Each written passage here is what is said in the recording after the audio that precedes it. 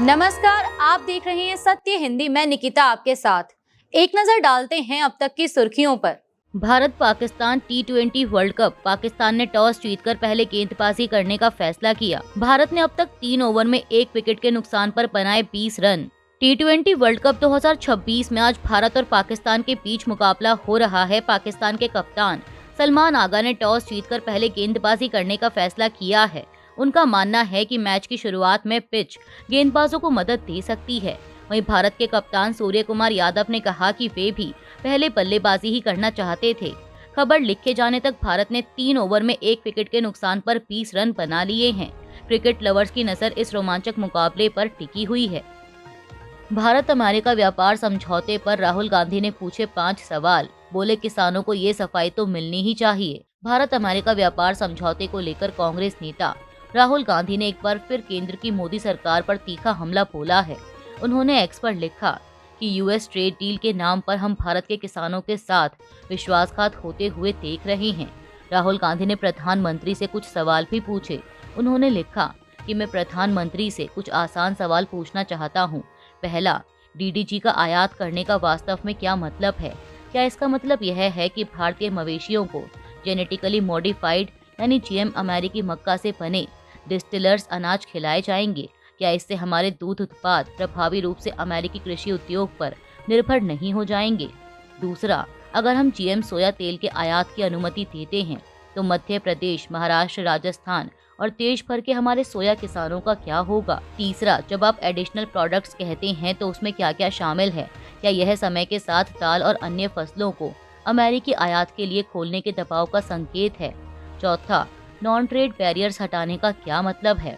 क्या भविष्य में भारत पर जीएम फसलों पर अपने रुख को ढीला करने, खरीद प्रक्रिया को कमजोर करने या एमएसपी और बोनस को कम करने का दबाव डाला जाएगा? 5वें सवाल में राहुल ने लिखा कि एक बार यह दरवाजा खुल गया तो हर साल इसे और ज्यादा खुलने से हम कैसे रोकेंगे? क्या इसकी रोकथाम होगी या हर बार सौदे में धीरे धीरे और भी फसलों को मेज पर रख दिया जाएगा? उन्होंने कहा कि किसानों को ये सफाई तो मिलनी ही चाहिए। यह सिर्फ आज की बात नहीं है, ये भविष्य की भी बात है। क्या हम किसी दूसरे देश को भारत की कृषि उद्योग पर लंबे समय की पकड़ बनाने दे रहे हैं? राहुल गांधी जी, आप यह क्या झूठ फैला रहे हैं? अमित शाह, हम तो डेयरी के लिए रास्ता बनाने वाले लोग हैं। भारत अमेरिका व्यापार समझौते को लेकर कांग्रेस नेता राहुल गांधी के आरोपों पर केंद्रीय गृह मंत्री अमित शाह ने पलटवार किया है। अमित शाह ने कहा कि राहुल गांधी झूठ बोल रहे हैं, देश के किसानों को गुमराह कर रहे हैं। इंग्लैंड और यूरोपीय यूनियन के साथ हुए एफटीए और अमेरिकन ट्रेड डील दोनों समझौतों में किसानों को पीएम नरेंद्र मोदी ने सुरक्षित किया है। किसी को चिंता करने की जरूरत नहीं है। राहुल गांधी जी, आप यह क्या झूठ फैला रहे हैं कि मोदी जी ने ट्रेड डील करके हमारी डेयरी को समाप्त कर दिया? हम तो डेयरी के लिए रास्ता बनाने वाले लोग हैं। सभी समझौतों में डेयरी क्षेत्र को पूर्णतः सुरक्षा देने का काम पीएम मोदी जी ने किया है। चुनाव में धांधली के आरोप। ढाका में 11 दलों का विरोध मार्च। जमात गठबंधन का ऐलान, बैतुल मुकर्रम से निकलेगा प्रदर्शन। बांग्लादेश जमाते इस्लामी के नेतृत्व वाला 11 दलों का गठबंधन 16 फरवरी को ढाका में विरोध मार्च निकालेगा। गठबंधन के नेताओं ने मुख्य चुनाव आयुक्त AMM नासिरुद्दीन से मुलाकात कर हालिया चुनाव में अनियमितताओं का आरोप लगाया है। चुनाव आयोग में हुई बैठक की अध्यक्षता जमात के सहायक महासचिव हामिदुर रहमान आजाद और एहसानुल महबूब सुपेर ने की। बैठक के बाद आजाद ने दावा किया कि चुनाव के बाद गठबंधन के नेताओं और कार्यकर्ताओं के घरों पर हमले हो रहे हैं और इसकी शिकायत आयोग से की गई है। उन्होंने आरोप लगाया कि मतगणना के दौरान कई जगह एजेंटों को जबरन हटाया गया और नतीजों के दस्तावेजों में गड़बड़ी के निशान थे। आजाद ने दावा किया कि मतगणना में दोष होने पर नतीजे प्रभावित होंगे, यह स्वाभाविक है। नतीजों के दस्तावेज पर खरोंच, पट्टियां, दोबारा लिखावट के निशान थे और कई जगहों पर मूल प्रतिनिधि के हस्ताक्षर नहीं थे। गठबंधन का कहना है कि डर का माहौल बनाकर मतदान कम कराया गया। उन्होंने कहा कि हमने आयोग के साथ साथ स्थानीय स्तर पर भी बार बार यह अनुरोध किया है, लेकिन हमें कोई संतोषजनक कार्रवाई का भरोसा नहीं मिला। इसीलिए इन मुद्दों के विरोध में सोमवार को ढाका के बैतुल मुकर्रम से मार्च निकाला जाएगा। पीएम मोदी नहीं जाएंगे ढाका। बीएनपी प्रमुख के शपथ समारोह में ओम बिरला करेंगे प्रतिनिधित्व। बांग्लादेश ने प्रधानमंत्री नरेंद्र मोदी को 17 फरवरी को बांग्लादेश नेशनलिस्ट पार्टी यानी पीएनपी के नए चुने गए प्रमुख तारिक रहमान के शपथ ग्रहण समारोह में आमंत्रित किया है। हालांकि सूत्रों के अनुसार पीएम मोदी समारोह में शामिल नहीं होंगे क्योंकि वह फ्रांस के राष्ट्रपति इमैनुअल मैक्रोन के साथ मुंबई में द्विपक्षीय बैठक करेंगे और फिर दिल्ली में एआई इम्पैक्ट समिट की अध्यक्षता करेंगे। द हिंदू की एक रिपोर्ट के मुताबिक विदेश मंत्रालय ने बताया कि ओम बिरला समारोह में भारत का प्रतिनिधित्व करेंगे। मंत्रालय ने इसे भारत बांग्लादेश के गहरे संबंधों का प्रतीक बताया। मीडिया रिपोर्ट्स के अनुसार समारोह में SAARC देशों समेत चीन, सऊदी अरब और UAE जैसे कई देशों के नेताओं को भी आमंत्रित किया गया है। VBG रामजी एक्ट के 8 प्रोविजन को मद्रास हाईकोर्ट में दी गई चुनौती। मामले की सुनवाई CGI की खंडपीठ के सामने होने की संभावना। मद्रास हाईकोर्ट में एक जनहित याचिका दायर कर 2025 के विकसित भारत रोजगार और आजीविका मिशन ग्रामीण यानी BBG रामजी कानून को चुनौती दी गई है, जिसने महात्मा गांधी राष्ट्रीय ग्रामीण रोजगार गारंटी अधिनियम मनरेगा की जगह ली है। चेन्नई के 71 वर्षीय वकील T शिवगण संबंधन ने अधिनियम की 8 धाराओं 3(1), 4(5), 5(1), 6(2), 22, 30, 34 और 37 को असंवैधानिक बताते हुए रद्द करने की मांग की है। उनका कहना है कि नया कानून केंद्र राज्य फंड शेयरिंग को 90-10 से घटाकर अधिकतर राज्यों के लिए 60-40 कर देता है और ग्राम पंचायतों की भूमिका कम करता है। याचिका में कहा गया है कि यह कानून संविधान के अनुच्छेद 14, 16 और 21 का उल्लंघन करता है। वहीं अब मामले की सुनवाई CGI की खंडपीठ के सामने होने की संभावना है। T20 world cup, Bharat Pakistan से नहीं करेगा हैंडशेक। हाथ ना मिलाने को संजय मांजरेकर ने कहा बेवकूफी की बात। यह जय शाह बनाम पाकिस्तान मैच है, Sanjay Raut. T20 world cup में भारत और पाकिस्तान के बीच होने वाले ग्रुप मैच से पहले नया विवाद खड़ा हो गया है। मीडिया रिपोर्ट्स के मुताबिक भारतीय कप्तान सूर्य कुमार यादव टॉस के दौरान पाकिस्तान के कप्तान सलमान आगा से हाथ नहीं मिलाएंगे और भारतीय टीम पूरे मैच में पाकिस्तानी खिलाड़ियों से हैंडशेक नहीं करेगी। द इंडियन एक्सप्रेस ने टीम के सूत्रों के हवाले से यह खबर दी। यह मैच श्रीलंका की राजधानी कोलंबो के आर प्रेमादासा स्टेडियम में खेला जाएगा।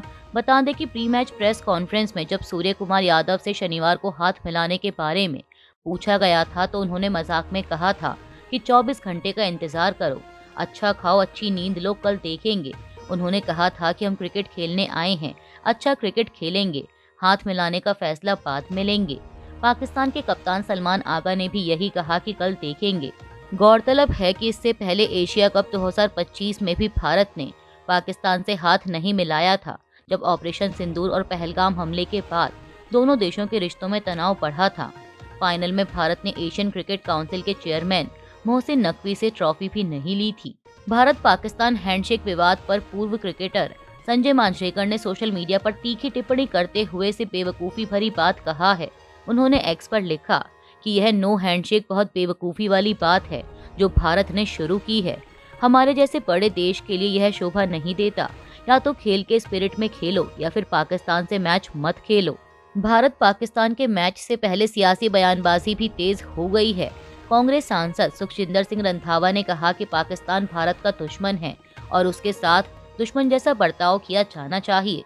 गुरदासपुर से सांसद रंधावा ने आरोप लगाया कि हमारा उनसे कोई लेना देना नहीं है। जो लोग बॉर्डर पर हैं वे जानते हैं कि पाकिस्तान कैसे इंडिया के खिलाफ प्रॉक्सी वॉर लड़ रहा है। वहीं शिवसेना UBT सांसद संजय राउत ने मैच को लेकर नाराजगी जताते हुए कहा कि ऐसे मुकाबलों में बड़े पैमाने पर सट्टेबाजी होती है। मुंबई में एक प्रेस कॉन्फ्रेंस में संजय राउत ने कहा कि यह इंडिया पाकिस्तान मैच नहीं है, यह जय शाह बनाम पाकिस्तान मैच है। इंडिया के लोग इसे नहीं चाहते हैं। उन्होंने ICC चीफ जय शाह का नाम लिया, जिनके पिता अमित शाह भारत के गृह मंत्री हैं। हालांकि जय शाह ने अभी तक इस बयान पर कोई जवाब नहीं दिया है। योगी आदित्यनाथ ने दिल्ली को बताया गैस चैम्बर। यूपी CM ने बीजेपी सरकार को प्रदूषण पर पूरी तरह एक्सपोज कर दिया। आम आदमी पार्टी। उत्तर प्रदेश के मुख्यमंत्री योगी आदित्यनाथ ने देश की राजधानी दिल्ली को गैस चैम्बर बताया है। समाचार एजेंसी ANI के मुताबिक उन्होंने 14 फरवरी को गोरखपुर में कहा कि गोरखपुर में उद्योग लग रहे हैं, इसीलिए सफाई पर ध्यान देने की आवश्यकता है। जनता का दायित्व है कि शुद्धता और स्वच्छता पर ध्यान दें, गंदगी ना होने दें, कूड़ा सड़क पर ना फेंके, सिंगल यूज प्लास्टिक को नालियों में मत डालिए, सड़क पर मत फेंकिए, उपयोग मत करिए, ये नुकसानदायक है। CM योगी ने कहा कि देखिए ना, दिल्ली में घुटन भरी जिंदगी हो गई है। ऐसे लगता है कि जैसे गैस चैम्बर में हो। एयर क्वालिटी इंडेक्स 400 से ऊपर है। दम घुटता है, आंखों में जलन होती है, सांस लेने में दिक्कत होती है। डॉक्टर को बुजुर्गों, बीमारों और बच्चों को कहना पड़ता है कि घर से बाहर मत निकलिए। कितनी खराब स्थिति होती है। आज गोरखपुर में कितना शानदार माहौल है, कहीं कोई दिक्कत नहीं है, जहां मर्जी घूमते रहिए। वहीं आम आदमी पार्टी ने सोशल मीडिया पर सीएम योगी के बयान का वीडियो पोस्ट करते हुए लिखा कि उत्तर प्रदेश के मुख्यमंत्री योगी आदित्यनाथ ने बीजेपी सरकार को प्रदूषण पर पूरी तरह एक्सपोज कर दिया है। ओम बिरला को हटाने के प्रस्ताव पर बहस और वोटिंग 9 मार्च को होगी। एक बहुत महत्वपूर्ण बिल भी पेश किया जाएगा। किरण रिजिजू। केंद्रीय संसदीय कार्य मंत्री किरण रिजिजू ने कहा है कि ओम बिरला के खिलाफ विपक्ष द्वारा लाए गए अविश्वास प्रस्ताव पर 9 मार्च को लोकसभा में बहस और वोटिंग होगी। बजट सत्र का दूसरा चरण 9 मार्च से 2 अप्रैल तक चलेगा। रिजिजू ने बताया कि इस दौरान कई जरूरी कानून और एक बहुत महत्वपूर्ण बिल पेश किया जाएगा। उन्होंने चेतावनी दी कि अगर विपक्ष ने हंगामा जारी रखा तो सरकार गिलोटिन प्रक्रिया का इस्तेमाल कर सकती है, तो यह आखिरकार उनके लिए नुकसानदायक होगा। बता दें कि गिलोटिन प्रक्रिया में बजट सत्र के दौरान समय कम होने पर बची हुई सभी अनुदान मांगों को बिना चर्चा के एक साथ वोटिंग के लिए रखकर पास कराया जाता है। गौरतलब है कि पिछले हफ्ते स्पीकर ने सदन के पीठासीन अधिकारी के तौर पर अपनी भूमिका से हटने का फैसला किया था और इसके कुछ ही घंटों बाद विपक्ष ने उन्हें पद से हटाने के लिए एक प्रस्ताव पेश किया, जिसमें आरोप लगाया गया कि उन्होंने पूरी तरह से पक्षपातपूर्ण तरीके से काम किया है। ईरान ने रखी शर्त, गेंद अमेरिका के पाले में। ईरान बोला सैंक्शन हटें तो ही न्यूक्लियर डील पर समझौता होगा। ईरान को परमाणु हथियार रखने की अनुमति कभी नहीं दी जाएगी। अमेरिका। ट्रंप नेतन्याहू की बैठक, ईरान पर बढ़ेगा आर्थिक दबाव, चीन पर भी नजर।